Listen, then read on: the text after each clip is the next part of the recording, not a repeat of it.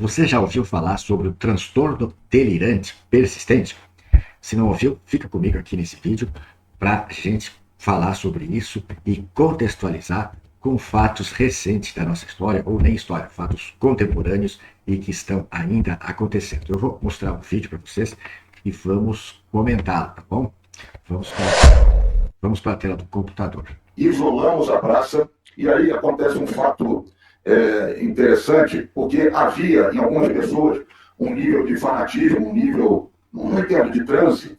O que o general aí chama de transe é o que nós na psiquiatria chamamos de delírio. Ele está falando sobre o 8 de janeiro, no caso aí, o dia seguinte, 9 de janeiro, quando eles aviltaram, traíram esses brasileiros que estavam lá acampados, protestando por transparência nas eleições, etc.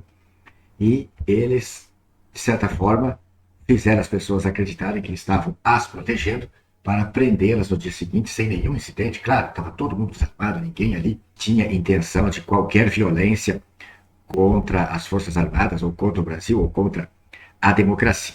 O que eu quero falar é sobre o transtorno delirante persistente. Então, vamos voltar para a minha tela e vamos ali para a literatura. Vindo aqui para a literatura, transtorno delirante, o transtorno delirante caracteriza-se pela existência de uma ou mais crenças nas quais a pessoa crê firmemente e que persistem durante, por no mínimo, um mês. Então tem pelo menos um mês de duração. Essas falsas crenças podem ser coisas normais que poderiam ocorrer, é lógico, no contexto disso que estamos falando, poderia acontecer algum levante nas Forças Armadas contra a entrada de um condenado em 13 instâncias na presidência, mas a crença já era falsa, porque já tinha passado o dia 1º de janeiro, no dia 30 ou 31 o Bolsonaro já tinha saído do Brasil, ido embora, talvez por temer alguma coisa dessa facção, algum atentado contra ele. E dia 31 de dezembro o general Mourão falou o que falou, chamou as pessoas de golpistas. Então estava claro, todos os fatos mostravam que não iria acontecer nada de correto a respeito disso. Os generais já tinham batido continência na posse para o descondenado e elas continuavam acampadas acreditando que as Forças Armadas fariam alguma coisa em defesa do que é correto, do que é direito. Esse transtorno pode surgir em pessoas com transtorno de personalidade paranoide, que são pessoas desconfiadas, O médico faz o diagnóstico do transtorno com base principalmente no histórico da pessoa, após ter descartado outras causas. Descartado esquizofrenia, que é mais grave, por exemplo, tem outros elementos. Vamos ver adiante. A pessoa, em geral, continua funcional e empregada. É isso que faz ser muito pouco percebido o transtorno delirante persistente, porque a pessoa continua funcional em todos os outros aspectos, então ninguém percebe que é uma doença. Advogo que as pessoas que continuaram acampadas depois do dia 1º de janeiro, com a esperança firme de que seria feita alguma coisa de correto no Brasil a respeito dessas eleições e da posse do descondenado, essas pessoas estavam delirantes, porque todos os fatos apontavam que as Forças Armadas já estavam fechadas com a facção instalada no poder. E o bom relacionamento. Então, a doença não é esquizofrenia porque ela não tem alucinações, nem auditivas, nem visuais, e não tem desorganização do pensamento ou do comportamento. E esses delírios podem envolver, teoricamente, coisas que poderiam ocorrer na realidade. Poderia haver um levante militar contra isso, mas não aconteceu e todos os fatos mostravam que não iria acontecer. Ou podem envolver situações que são improváveis de ocorrer, como os órgãos internos terem sido removidos sem deixar nenhuma cicatriz. É delírio nihilista, onde a pessoa acredita que está faltando algum órgão dela. A diferença entre delírio e uma falsa crença, uma crença errônea, é que a pessoa continua a acreditar no delírio, independente da quantidade de provas que indicam o contrário. Então a gente tinha a saída do Bolsonaro, fuga, vamos dizer assim. A gente tinha o general Mourão, dia 31, dizendo que ia ser respeitado nas eleições e que não haveria levante, chamando as pessoas de golpista. Dia 1º de janeiro, os generais bateram continência para o descondenado e essas pessoas lá continuavam acampadas acreditando que algo de correto seria feito. Então essas pessoas estavam delirantes. Aqui fala de alguns tipos. Esse é o delírio das pessoas, de certa forma, de grandiosidade, pessoas comuns acreditando que fariam alguma coisa contra o sistema político instalado, que de certa forma, nos parece, a gente tem a suspeita que os políticos estão todos lá em Brasília, combinados todos para nos lograrem. A gente vê que alguns batem no governo atual, falam e não são presos, e outros foram presos. Então, a gente suspeita que esses que batem no governo e não são presos, não foram mortos, são os escolhidos para poderem falar, para a gente ter a impressão de que existe uma oposição ao governo. Mas o que se suspeita é que lá estejam todos combinados para nos lograr. Nós aqui temos que ficar trabalhando para eles e pagando impostos para eles desfrutarem do dinheiro que é recolhido do nosso trabalho.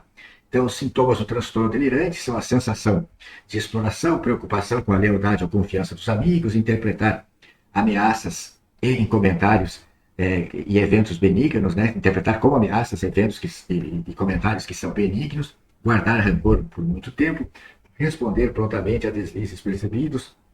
Então, são pessoas assim, que ficam muito rompantes, muito céticas nas crenças delas, acredita só no que ela acredita, e por mais que você tente demonstrar o contrário, você não desfaz aquele pensamento, não desfaz aquela crença.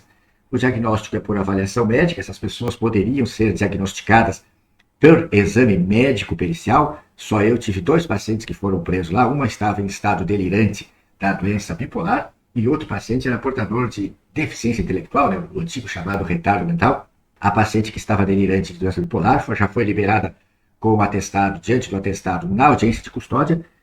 É uma pessoa mais diferenciada, mas infelizmente o paciente catador de latinha, deficiente intelectual, foi só liberado em julho e ainda de tornozeleira, depois que foi feita uma perícia indireta pelo colega psiquiatra forense lá de São Paulo, Dr. Elde Lobo, provocou o ministro Alexandre de Moraes para ser feita a perícia judicial e ele não acatou, mas pelo menos liberou para casa e o rapaz está tendo que se apresentar na comarca dele.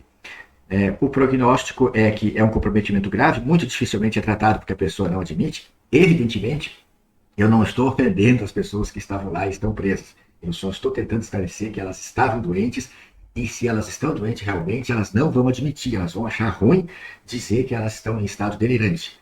E alguém lá que achar bom dizer que está em estado delirante é porque ela não estava e ela vai aproveitar desse diagnóstico para tentar sair. Evidentemente, se a pessoa está delirante, ela não vai admitir, os familiares não vão aceitar, muito provavelmente também, e ela vai se sentir ultrajada, ser liberada da prisão porque ela estava delirante. E aí eu me pergunto, a população leiga, os advogados até podem não perceber, mas onde está a Associação Brasileira de Psiquiatria que não levanta esse tema para ser discutido? Eu mesmo já marquei várias vezes publicações a respeito disso, a OAB nacional, daqui, local, etc., já marquei vários advogados que falam sobre isso e ninguém comenta nada, parece que não me ouvem. Eu tenho uma outra paciente que eu trato que uma irmã dela estava lá, tentou suicídio, não teve êxito no suicídio, mas acabou morrendo lá também, e isso não veio para a imprensa, porque a família e o advogado pediram para não liberar essa informação na mídia, porque ela tem uma filha que está tratando câncer no hospital de clínicas e o estado está tão aparelhado que a família teme que boicotem o tratamento dela no hospital de clínica, de tratamento oncológico. Então não foi liberado isso na mídia para que a filha não tenha perdas no seu tratamento. O tratamento tem que ter um esclarecimento entre médico e paciente, e os pacientes precisam de antipsicóticos, né? O paciente vai tomar a medicação da classe dos neurolépticos e isso apresenta uma cessão, né? Isso diminui essas crenças e o paciente passa a ter um convívio melhor e acreditar nas coisas mais dentro da realidade. Vamos assistir o restante do vídeo do general aqui? Que quando nós isolamos as praças, e no vídeo que o senhor mostra, o primeiro vídeo que o senhor mostrou, dá para o senhor ver a linha de soldados que passou a noite toda lá isolando a praça. E quando nós isolamos as praças, as pessoas acharam que nós estávamos isolando a praça para protegê-los. E foram dormir. No dia seguinte, prendemos mais de 1.000 pessoas na praça sem nenhum incidente. Que vergonha. Que vergonha, né, general? Contar que prendeu um monte de senhores e senhoras desarmados. Para quê? Se o senhor mesmo sabia que eles estavam em transe. O próprio general percebeu que as pessoas estavam doentes, estavam em transe. Isso é as palavras dele, no sentido leigo, ele não conhece psicopatologia direito, mas mesmo assim, sem ser médico, sem ser psiquiatra ou psicólogo, o general percebeu que as pessoas estavam doentes e cumpriu uma ordem absurda de prender as pessoas. E eu não consigo entender por que a OAB, a ABP, não levantam essa hipótese e fazem exame médico pericial, judicial, perícia judicial nessas pessoas para documentar que elas estão doentes e elas precisam de tratamento e não de prisão. Eu posso aventar, posso suspeitar que fazendo isso diminui os ganhos em honorários, né, de todo mundo defendendo essas pessoas no processo, sendo que o processo criminal seria abordado, converter o processo em um incidente de insanidade mental para se determinar o tratamento e não a condenação dessas pessoas, talvez isso renda menos aos operadores do direito todo e, na verdade, também eu entendo que todos estão com medo de falar sobre isso, mas eu penso que quem escolheu ser médico não pode ter medo, tem que ajudar as pessoas em qualquer situação que estejam, ele tem que fazer o que tem que ser feito em benefício da saúde das pessoas. O que você me diz sobre isso? Aguardo seus comentários aqui embaixo e deixo aqui minhas redes sociais para você seguir a gente e aguardo seus comentários. Muito obrigado e até o próximo vídeo.